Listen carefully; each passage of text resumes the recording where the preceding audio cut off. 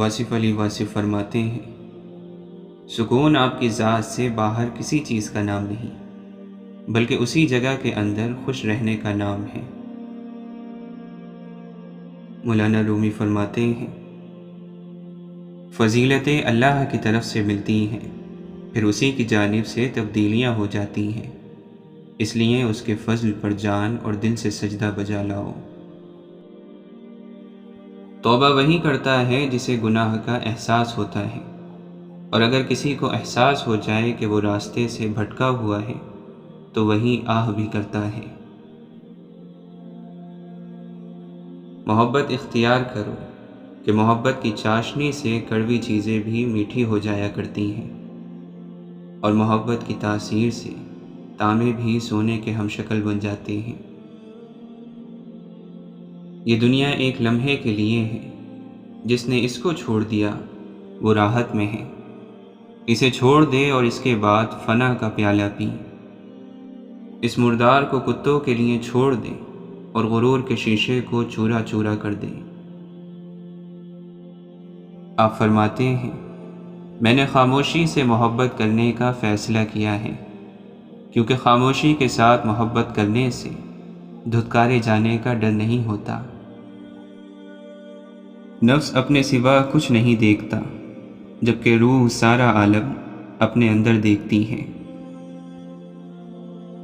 جب آپ سمجھنے لگو کہ آپ نیک ہو اور سامنے والا گناہگار، تو جان لو شیطان کا وار چل گیا اور آپ غرور میں داخل ہو گئے ہو۔ حضرت علی رضی اللہ عنہ فرماتے ہیں، جس طرح دن رات یکجا نہیں ہو سکتی، اسی طرح خدا کی محبت اور دنیا کی محبت ایک جگہ جمع نہیں ہو سکتی۔ دنیا تو ایک خواب ہے جس پر غرور کرنا شرمندگی کا باعث ہے۔ دوسروں کے پاس وسائل دیکھ کر اس کی خواہش نہ رکھو، بہترین دولت مندی یہ ہے کہ آرزوؤں کو چھوڑ دو۔ دنیا کو اس دولت کی طرح سمجھو جو تمہیں خواب میں ملے اور جاگنے پر کچھ بھی نہ ہو۔ آخرت کی یاد دوا بھی ہے اور شفا بھی، اور دنیا کی یاد سب بیماریوں سے بڑی بیماری ہے۔ بچپن میں حاصل کیا گیا علم پتھر پر لکیر کی مانند ہوتا ہے۔ علم کی زبان سچ اور جہالت کی زبان جھوٹ ہوتی ہے۔ وقت کی وقت پر قدر کریں، وقت کے پاس بھی اتنا وقت نہیں کہ آپ کو دوبارہ وقت دے سکے۔ جہاں دلوں میں میل، طبیعت میں ضد اور باتوں میں مقابلہ آ جائیں تو یہ تینوں جیت جاتے ہیں، لیکن رشتے ہار جاتے ہیں۔ دوسروں کے پردے رکھنا سیکھو، ان کے عیبوں پر نظر مت رکھو، کیونکہ گندگی پر ہمیشہ مکھی ہی بیٹھتی ہے، تتلی نہیں۔ فساد پھیلانے والے مت بنو، دوسروں کے گھروں میں اندھے بن کر جاؤ اور بہرے بن کر نکلو۔ نعمت پر شکر ادا کرنا خود نعمت سے بہتر ہے، کیونکہ نعمت اس فانی دنیا کا سرمایہ ہے، لیکن شکر آخرت کی ہمیشہ باقی رہنے والی نعمت ہے۔ قیامت کے دن اللہ کے نزدیک بدترین لوگ وہ ہوں گے جن کے شر سے بچنے کے لیے لوگ ان کا احترام کرتے ہوں گے۔ امام جعفر صادق رضی اللہ عنہ فرماتے ہیں، جس قوم کے سامنے برے کام ہو رہے ہوں اور وہ انہیں نہ روکے تو ہو سکتا ہے اللہ تعالیٰ ان سب لوگوں کو اپنے عذاب میں شامل کر لے۔ حضرت علی رضی اللہ عنہ فرماتے ہیں، سب سے پہلی چیز جو تم پر اللہ کے لیے واجب ہوتی ہے وہ یہ ہے کہ اس کے احسانات کا شکر ادا کرو اور اس کی رضا کو حاصل کرو۔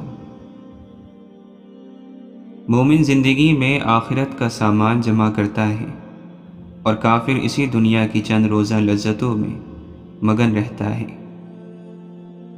بے وقوف کا دل اس کے منہ میں، یعنی جو منہ میں آتا ہے بول دیتا ہے، اور حکیم اور دانا شخص کا منہ اس کے دل میں ہوتا ہے، یعنی سوچ سمجھ کر گفتگو کرتا ہے۔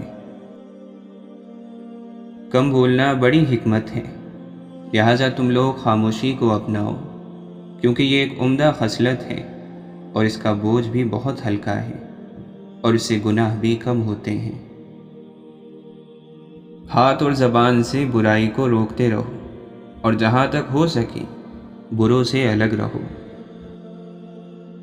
قرآن کے بارے میں خدا سے ڈرتے رہنا، ایسا نہ ہو کہ دوسرے اس پر عمل کرنے میں تم سے آگے نکل جائیں۔ بدترین غربت دوستوں کو کھو دینا ہے۔ زیادہ باتیں نہ کرو، اس سے غلطیاں زیادہ ہوتی ہیں اور لوگ اکتا جاتے ہیں۔ آپ فرماتے ہیں، جو شخص یہ جانتا ہے کہ اس کی باتیں بھی عمل کا ایک جز ہیں، وہ مطلب کی بات کے علاوہ کلام نہیں کرتا۔ جو شخص موت کا منتظر ہے، تیزی کے ساتھ نیکیوں کی طرف دوڑتا ہے۔ عقل انسان کا ایسا دوست ہے جسے لوگ چھوڑ دیا کرتے ہیں، اور خواہشات ایسی دشمن ہیں جن کی بات مانی جاتی ہے۔ دنیا حاصل کرنے میں پوری طاقتیں خرچ کر دو، پھر بھی جو تم چاہتے ہو اس کو نہ پا سکو گی۔ خدا نے لوگوں کو اپنی فطرت پر پیدا کیا ہے اور ان کی فطرت توحید پر ہے۔ اچھے اخلاق والا شخص غیروں کے لیے اپنا ہوتا ہے اور بد اخلاق شخص خود اپنے لیے ہی غیر ہوتا ہے۔ حضرت علی رضی اللہ عنہ فرماتے ہیں، کہاں ہیں وہ دن جو اللہ کو دے دیے گئے، جو مستقل اللہ کی یاد میں مشغول رہتے تھے اور اللہ کی اطاعت سے بندھے ہوئے تھے۔ حق پر صرف وہی شخص صبر کرتا ہے جو حق کی فضیلت کو اچھی طرح جانتا ہے۔ ان لوگوں سے گھل مل جاؤ جو کہ تمہارے اور خدا کے درمیان واسطہ ہے، کہ اس سے تم کامیاب اور نیک بخت ہو جاؤ گے۔ مرد وہ ہیں جو اپنے نفس کو لگام دے کر اور اس کی باگیں چڑھا کر اپنے قابو میں رکھے اور لگام کے ذریعے اسے اللہ تعالیٰ کی نافرمانیوں سے روکے۔ حضرت امام شافعی رحمۃ اللہ علیہ فرماتے ہیں، دنیا میں انسان 4 چیزوں کے ذریعے درجہ کمال کو پہنچتا ہے: دیانت، امانت، اپنے نفس کی گناہ سے حفاظت اور دوسروں کی غلطیوں کو نظر انداز کرنا۔ اپنے نفس کا اعمال کے ذریعے محاسبہ کرو، ان سے فرائض کی ادائیگی کا مطالبہ کرو، انہیں آخرت کو دنیا کے مقام سے حاصل کرنے کے لیے کہو، دوبارہ اٹھائے جانے سے پہلے سامان تیار کر لو اور اچھی طرح تیار کر لو۔ زیادہ حصہ بیوی بچوں کی فکر میں مت رہا کرو، اگر وہ اللہ کے دوست ہیں تو اللہ انہیں برباد نہیں ہونے دے گا، اور اگر وہ اللہ کے دشمن ہیں تو تم اللہ کے دشمنوں کے بارے میں کیوں فکر مند ہو؟ حضرت علی رضی اللہ عنہ فرماتے ہیں، ملعون ہے وہ شخص جو کہتا ہے کہ ایمان عمل کے بغیر بھی ہو سکتا ہے۔ اگر ایمان صرف زبانی اقرار ہوتا تو پھر نماز، روزے اور حلال اور حرام کے نازل کرنے کی ضرورت نہ تھی۔ دنیا کو چھوڑو کہ دنیا کی محبت تو اندھا اور گونگا کر دیتی ہے۔ جب بھی تم چاہو کہ تمہاری دعا عرش تک پہنچے اور قبول ہو جائے تو پہلے اپنے والدین کے لیے دعا مانگو۔ بلند عقیدہ انسان بلند دروازوں کی طرح آنے والوں کے استقبال میں کشادہ رہتا ہے۔